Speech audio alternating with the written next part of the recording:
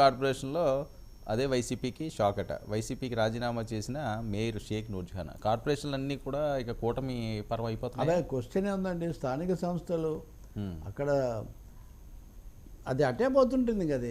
మనం అనుకున్నాం కదా, స్థానిక సంస్థల్లో 90% వీళ్ళకి వచ్చాయన్నారు. అప్పుడు అధికారంలో ఉన్నారు. పైగా ఎన్నికలు సక్రమంగా జరగలేదు, అది ఇది కూడా ఆరోపణలు అప్పుడు వీళ్ళు చేశారు. తెలుగుదేశం అయితే బహిష్కరించేది ఒక దశలో. జనసేన పాల్గొంది కానీ, కాబట్టి వాళ్ళలో చాలామంది, విశాఖలో జరిగింది అదే, అవును, ఇప్పుడు నెల్లూరులో జరిగింది అదే, ఇప్పుడు ఏలూరులో జరుగుతుంది. చాలా చోట్ల అలా జరగవచ్చు, ఆశ్చర్యమేం లేదు. మనం ఇందాక అనుకున్నది ఇంకొకటి ఉంది.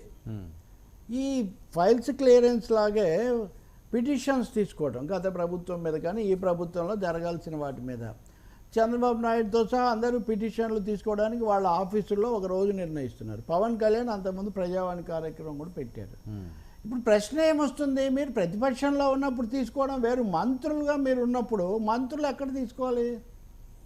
మంత్రులు సహజంగా వాళ్ళ శాఖలోనూ వాళ్ళ నివాసంలోనూ వాళ్ళ కార్యాలయంలోనూ తీసుకోవాలి. ఈ ఫిర్యాదులు వినతుల స్వీకరణ కూడా ఒక రాజకీయ కార్యక్రమంగా మారిపోతూ ఉంది. ఓకే, పార్టీకి ప్రభుత్వానికి మధ్యలో తేడా లేకుండా పోతుంది. జగన్మోహన్ రెడ్డి ఏమో వాలంటీర్లను పెట్టి ఎక్కడ పార్టీ వాళ్ళు కనపడకూడదు, అన్ని వాలంటీర్లే చేయాలి అన్న పద్ధతిలో ఆయన వెళ్ళాడు. తనొక్కడే తన ఫోటోనే కనపడాలని. వీళ్ళేమో వచ్చినప్పటి నుంచి కూడా ఒక విధంగా ఫిర్యాదులు వినతి పత్రాలు పర్సనల్ లెవెల్లో తీసుకోవటం అన్నది బాగా పెరిగింది, పార్టీ లెవెల్లో కూడా. చంద్రబాబు నాయుడు కూడా గుంటూరులో పార్టీ ఆఫీసు రావడానికి ఒక 2 రోజులు ఏవో దానికోసం కేటాయించారు. అలాగే ఏ రోజు ఎవరు ఉంటారో కూడా చెప్తున్నారు, ఎవరు బాధ్యులో. మరి దాని ఏమవుతుంది, party Telugu Desam party is different from Andhra Pradesh government. ఇక్కడ ఇంకో సమస్య కూడా ఉంది. గవర్నమెంట్లో 3 పార్టీలు ఉన్నాయి, it's not a single party government. అంటే ప్రతిపక్షానికే కాదు, కూటమిలో కూడా ఎవరికి ఏది ఏ శాఖ మంత్రి వాళ్ళకు ఉండొచ్చు, కానీ ప్రభుత్వం ఒకటే. సో ప్రభుత్వానికి పార్టీకి మధ్యలో ఉండాల్సిన విభజన రేఖ, డివైడింగ్ లైన్ చెదిరిపోతూ ఉంది అనే ఒక విమర్శ ఇప్పుడు ఏపీలో వస్తుంది. దీన్ని చక్కదిద్దుకోవాల్సినటువంటి అవసరం కూడా ఉంది.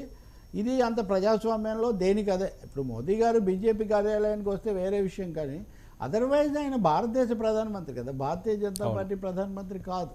సో ఈ విషయంలో కూడా కొంచెం ఆ గీత చెదిరిపోతుంది, హెచ్చరికలు చేయడము ఇవన్నీ కూడా.